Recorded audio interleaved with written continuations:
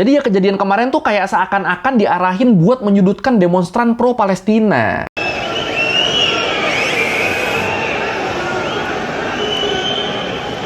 Fokusnya tuh malah ada pendatang dari Israel yang datang ke Amsterdam terus tersakiti. Ini sebenarnya kejadiannya tuh udah sekitar seminggu yang lalu sih. Tapi karena masih banyak banget yang minta buat bahas ini, ya udahlah, ayo kita bahas. Bahas soal kerusuhan yang terjadi di Amsterdam setelah pertandingan Europa League antara Ajax Amsterdam ngelawan Maccabi Tel Aviv. Ya, gue yakin lu udah pada denger lah beritanya lah, mau itu dari sosmed ataupun dari media-media nasional. Dan buat gue, ini emang ngeselin banget sih. Ini kejadiannya di event olahraga loh, di event yang harusnya bisa jadi media perdamaian. Malah dikotorin sama orang-orang nggak bertanggung jawab yang ngebawa-bawa urusan politik ke negara orang. Mana sambil ngerusuh lagi. Dan setelah gue cari tahu lagi, dalam perkembangannya ternyata masalah ini tuh malah merembet ke beberapa aksi susulan ya. Termasuk ke penangkapan puluhan orang pro-Palestina yang diduga terlibat di aksi kerusuhan sebelumnya. Lah, tapi ini sebenarnya kronologinya gimana sih? Kok bisa sampai pecah kerusuhan di Amsterdam gini? Terus kenapa yang akhirnya ditahan malah orang-orang yang pro-Palestinanya aja nih? Ya udah kalau gitu, ayo langsung aja kita bahas apa yang sebenarnya terjadi di Amsterdam kemarin di Learning by Googling. Ini kalau gue lihat dari DM-DM yang masuk ke gue sih, kayaknya masih cukup banyak yang bingung ya sama masalah ini ya. Terutama soal kronologi gimana kejadian ini bisa terjadi. Dan di beberapa media yang gue baca juga, itu banyak tuh yang kronologinya lompat-lompat atau ngeberitainnya tuh cuma sebagian. Jadi sepotong-sepotong gitu, nggak utuh. Makanya biar lebih jelas, ini gue coba urutin di sini ya kronologinya ya, sama kejadian seutuhnya tuh kayak gimana sih. Jadi di hari Kamis, tanggal 7 November 2024 tuh dijadwalkan bakal ada pertandingan Europa League. Bakal ada pertandingan Liga malam Jumat antara tuan rumah Ajax Amsterdam ngelawan klub Israel Maccabi Tel Aviv. Dan buat yang penasaran kenapa di perbolaan Israel tuh masuknya malah ke UEFA, malah ke Eropa, padahal Israel tuh negara Timur Tengah kan? Nah, itu jawabannya simpelnya banget. Karena banyak negara Asia, khususnya Timur Tengah, yang nolak keanggotaan Israel di AFC, di Konfederasi Sepak Bola Asia. Kalau menurut DW, emang dulunya banget Israel tuh sempet tuh jadi bagian dari AFC. Tapi dari awal Israel gabung ke AFC di tahun 1956, itu udah banyak banget tuh negara Asia yang nolak buat tanding ngelawan Israel. Termasuk Indonesia yang pernah nolak ngelawan Israel waktu kualifikasi Piala Dunia tahun 1958. Nah, di tahun 1974, Kuwait tuh ngajuin resolusi buat nge-kick Israel keluar dari AFC. Dan resolusi ini ternyata disetujuin tuh sama 17 negara Asia lainnya. Dan ya udah, akhirnya keluar deh tuh Israel dari AFC. Nah, terus setelah beberapa lama terkatung-katung, di tahun 1976, klub-klub Israel tuh diajakin buat join Intertoto Cup, turnamen level klub Eropa buat klub-klub papan tengah di sana yang diadain di musim panas. Jadi biasa tuh antara bulan Juli sampai Agustus turnamennya. Tapi ya itu dulu ya, sekarang Intertoto udah nggak ada. Terakhir Intertoto tuh tahun 2008. Terus dari situ klub-klub Israel jadi rutin tampil di Intertoto, turnamen klub-klub Eropa, sampai akhirnya di tahun 1991, UEFA ngasih izin timnas Israel buat tanding di level regional Eropa. Terus di tahun 1994-nya, UEFA akhirnya ngeresmiin Israel sebagai anggota asosiasi. Resmi tuh akhirnya tuh Israel tuh jadi member UEFA tuh. Dan sebenarnya selain di sepak bola, di bidang olahraga yang lain juga Israel tuh cukup banyak diasingkan ya. Dan ujung-ujungnya yang mau nerima mereka tuh selalu Eropa-Eropa lagi.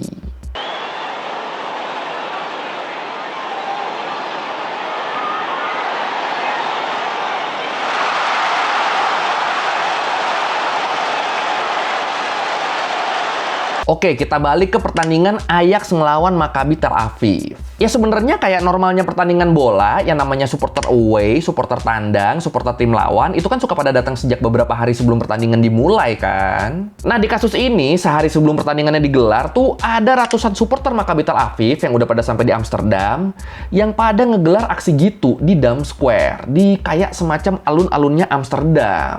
Kalau menurut Al Jazeera, selama aksi ini, para supporter Maccabi tuh mereka tuh pada ngibarin bendera Israel sambil neriakin yel-yel yang bernuansa sara, Islamofobia, dan provokatif yang khususnya ditujukan buat masyarakat Arab. Yel-yel yang mereka teriakin tuh contohnya tuh kayak orang-orang Arab aja, IDF pasti menang, Arab tutup. Terus ada juga yel-yelnya tuh yang kayak tidak ada sekolah di Gaza karena tidak ada anak Pokoknya parah-parah banget lah yel-yelnya. Dan masih menurut Al Jazeera, selain yel-yel rasis selama aksi di Dam Square, para pendukung Maccabi Tel Aviv juga tuh mereka tuh pada ngelakuin perusakan properti milik warga. Khususnya rumah-rumah yang majang bendera Palestina. Jadi kalau mereka ngelihat ada rumah yang majang bendera Palestina, itu benderanya banyak yang diambil terus dibakar. Dan gilanya mereka juga tuh sampai ngelakuin perusakan ke taksi yang lagi nyari penumpang loh. Ini kan sakit ya, taksi nggak tahu apa-apa, lagi kerja loh taksinya loh. Ngapain malah lu ganggu, kampret? Bahkan banyak warga yang bersaksi kalau para pendukung Maccabi Tel Aviv mereka tuh pada ngelakuin pemukulan ke masyarakat. Dan mereka juga ngelakuin perusakan fasilitas kota. Ini mulai berasa kesel nih ya. Dan yang bikin makin kesel, tindakan ini tuh seakan dibiarin gitu aja sama aparat Amsterdam. Kalau menurut Mokotes, anggota komunitas Palestina di Belanda, dia bilang, penduduk sekitar tuh sampai jadi pada ngelawan sendiri atas tindakan yang dilakuin sama para supporter dari Israel ini. Kenapa jadi pada ngelawan sendiri? Karena ya nggak ada aparat yang bantuin mereka sama sekali. Kok gitu ya Pak Polisi ya? And they threw beer at me and they spit it at me in the Damstraat. But it was like a very aggressive tense over here. Like, yeah. Yeah. So Maccabi hooligans threw beer at you and they spit at you? Yeah. Yeah. Maccabi hooligans threw glass at pro-Palestinian people just cycling by? Yeah. And did the police intervene? No, they told us to step back, go away, or even said, then you shouldn't have stood there. So they blamed you for being attacked? They did. Lanjut ke besoknya, ke hari pertandingan. Masih menurut keterangannya Mokotes, si anggota komunitas Palestina tadi, dia bilang kebetulan di hari itu tuh emang ada jadwal demo pro-Palestina. Dan sebenarnya di Eropa, termasuk di Belanda, demo-demo pro-Palestina tuh kan emang banyak banget digelar kan. Ya cukup sering lah intinya di sana. Udah biasa tuh orang-orang ngelihat demo pro-Palestina tuh udah biasa. Tapi emang buat demo yang bareng sama hari pertandingan tuh, itu demonya tuh jadi memanas. Karena ya di hari sebelumnya kan pendukung Maccabi Tel Aviv tuh pada rese kan di sana kan. Tapi tetap walaupun suasananya memanas, para demonstran pro-Palestina mereka tuh tetap ngegelar aksi sesuai arahan pemerintah setempat.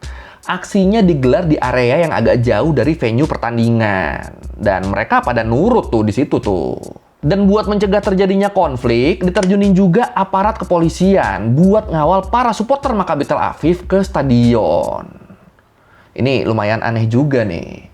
Biasa kan yang rusuh tuh ditangkep kan, diamanin kan. Kok ini malah dilindungin, malah dikawal nih.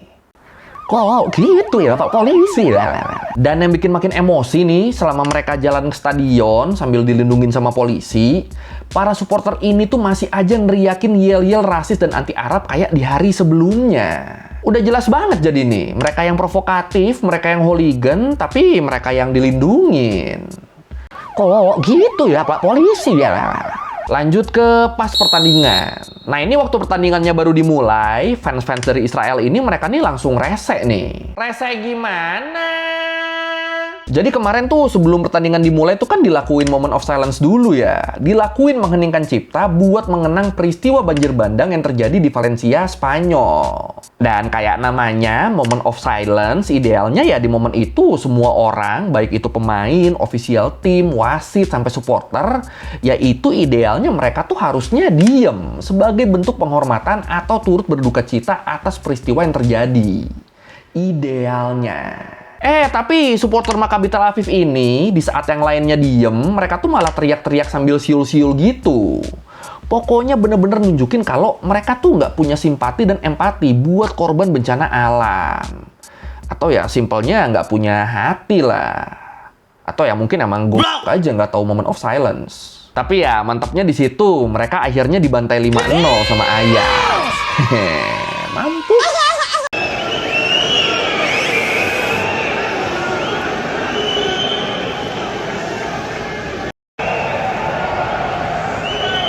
Nah, habis pertandingan kelar, tiba-tiba di luar mulai tuh ada kerusuhan tuh. Kerusuhan antara masyarakat Amsterdam yang didominasi sama kelompok pro-Palestina ngelawan para supporter Maccabi Tel Aviv. Kalau menurut aparatnya, aparat setempat, kerusuhan ini tuh terjadi karena orang-orang pro-Palestinanya mereka pada dimobilisasi lewat seruan online. Dimobilisasi buat nargetin orang-orang Israel yang lagi ada di Amsterdam, khususnya para pendukung Maccabi Tel Aviv. Apalagi kalau menurut Peter Holla, kepala kepolisian Amsterdam, dia bilang ketegangan dan tanda-tanda terjadinya kerusuhan tuh udah mulai kelihatan di hari sebelumnya. Waktu para pendukung Maccabi pada bertindak seenaknya di alun-alun. Dan ya udah, akhirnya dari situ kerusuhan jadi pecah tuh di beberapa titik tuh.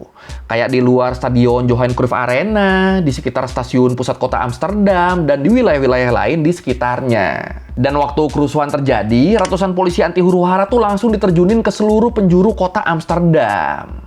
Diterjunin buat nolongin para pendukung Maccabi Tel Aviv. Enak ya jadi orang Israel ya. Mereka yang ngerusuh di negara orang, mereka yang mulai, giliran direspon sama warlocknya, malah playing victim, terus langsung dilindungin sama aparat. Sampai keluar dari Belanda loh dilindunginnya loh. Tapi ya mungkin di Israel emang nggak ada peribahasa di mana bumi dipijak di situ langit dijunjung kali ya. Makanya mereka jadi seenaknya di Belanda. Tapi ya kayaknya emang nggak ada sih. Dulu aja ditampung sama orang Palestina, endingnya malah ngejajah orang Palestina kan mereka kan. Ya pasti nggak ada tuh peribahasa gitu tuh, nggak ada. Nah kampretnya kejadian ini tuh terus digoreng sama Israel. Apalagi ini kan ada ngelibatin kelompok Arab sama para pendukung Palestina di Amsterdam kan. Jelas momennya dimanfaatin lah ini sama Israel. Makanya menurut berbagai sumber setelah kerusuhan berlangsung, PM Israel Benjamin Netanyahu, dia tuh langsung ngeluarin statement yang bilang kalau ini merupakan kejadian yang sangat serius. Terus dia juga nuntut pemerintah Belanda buat ngambil sikap yang tegas dan cepat ke para penyerang, biar keselamatan warga Israel bisa terjamin. Ya Allah, bacot. Oh iya, terus di situ Netanyahu juga bilang kalau aksi ini merupakan bukti bahwa sentimen antisemit di Eropa tuh masih kuat. Apalagi kejadian ini tuh kan berdekatan dengan peringatan peristiwa Kristallnacht ya. Peristiwa penyerangan ke umat Yahudi Jerman yang dikenang setiap tanggal 9 dan 10 November. Nah, menurut Netanyahu ini masih ada kaitannya nih.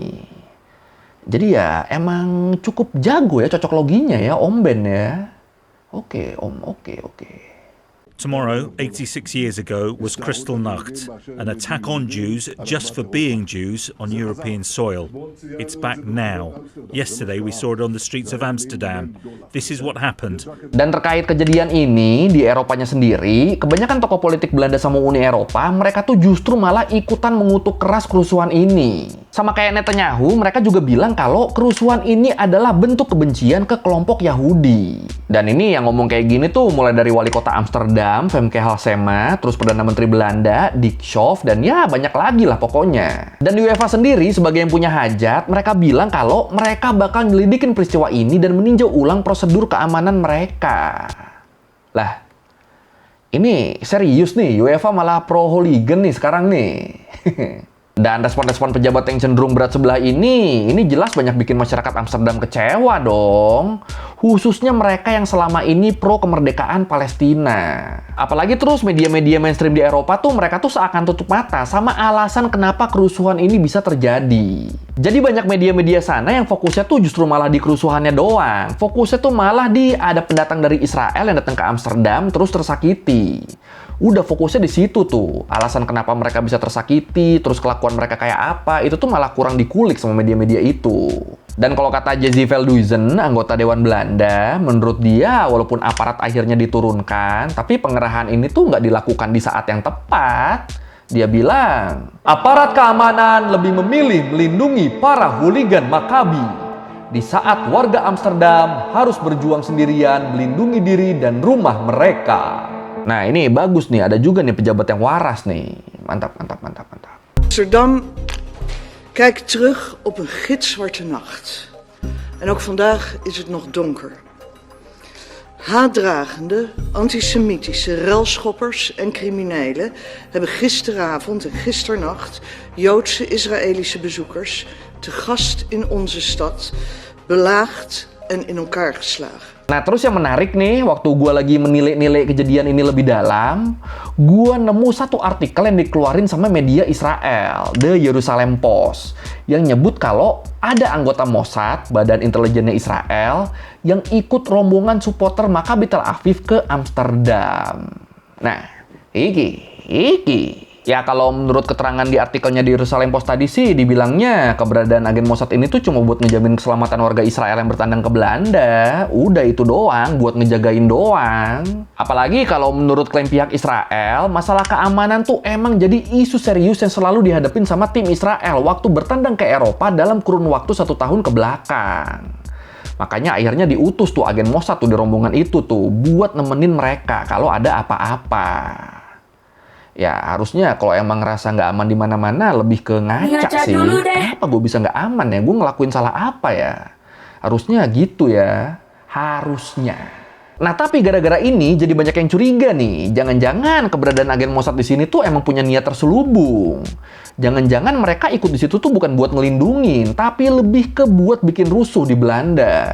Apalagi Mossad kan dari dulu kan emang terkenal banget suka ngebikin skenario kerusuhan buat propaganda media kan. Belum lagi di Eropa, termasuk di Belanda, itu kan gelombang pro-Palestinanya tuh kan skalanya kan bisa dibilang besar. Jadi ya kejadian kemarin tuh kayak seakan-akan diarahin buat menyudutkan demonstran pro-Palestina. Jadi banyak yang ngerasanya gitu, gara-gara artikelnya di Jerusalem Post tadi. Tapi kalau menurut lu gimana nih? Apakah kehadiran Mossad ini murni buat keamanan aja, atau emang ada niat terselubung di sini? Silakan komen. Oh iya, tambahan dikit nih update terbarunya. Jadi setelah kejadian kemarin, pemerintah Amsterdam tuh jadi ngelarang penyelenggaraan demo pro-Palestina selama 3 hari. Dan jelas ini ngebikin banyak masyarakat kecewa dong. Udah kan mereka yang jadi korban pertama kali, nggak dapat perlindungan dari aparat. Sekarang malah mereka juga yang dibatasin suaranya dan nggak boleh ngegelar aksi. Jadi bener-bener pure korban nih mereka nih, bener-bener yang dirugiin satu-satunya.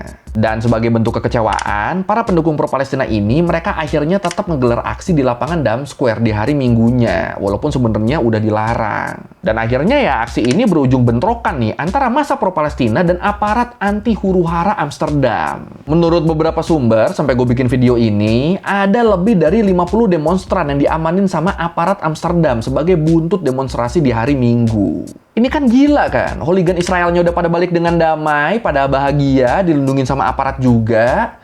Yang ngerasain efek jangka panjangnya malah masyarakat Amsterdamnya sendiri loh. Bener-bener yang mulai siapa yang kena getahnya siapa ini jadinya. Biggest party in our country is the PVV. This is a racist party that wants to ban the Quran. They want to deport migrants, refugees. They are basically using what happened this last week. Not only to limit the right to protest here, and not only to push their racist Muslim hate agenda here, but also to support the genocide against the Palestinians more and more. Oke, sekian Larbungin kali ini tentang apa yang terjadi di Amsterdam kemarin. Dan ya kalau menurut gue emang ini sih, emang nggak adil sih ini sih. Mereka yang mulai, mereka yang provokasi segala macam, sekalinya direspon malah playing victim. Ada. Tapi ya itu tadi ya, mungkin di Israel tuh emang nggak ada peribahasa tadi tuh. Makanya mereka nggak ngerti gimana bersikap di negeri orang. Atau ya mungkin emang bodoh aja sih udah sih. Ya kalau mungkin lo mau revisi kayak gue udah salah, atau lo mau nanya, atau lo nambahin di video, bisa tulis di komen, kita diskusi juga biasa. Sekali lagi, thank you datanya, coba like, comment, subscribe. Bye. Kali-kali diriku kau hujat, padahal ini semua kodrat. Ku melawan bukan berarti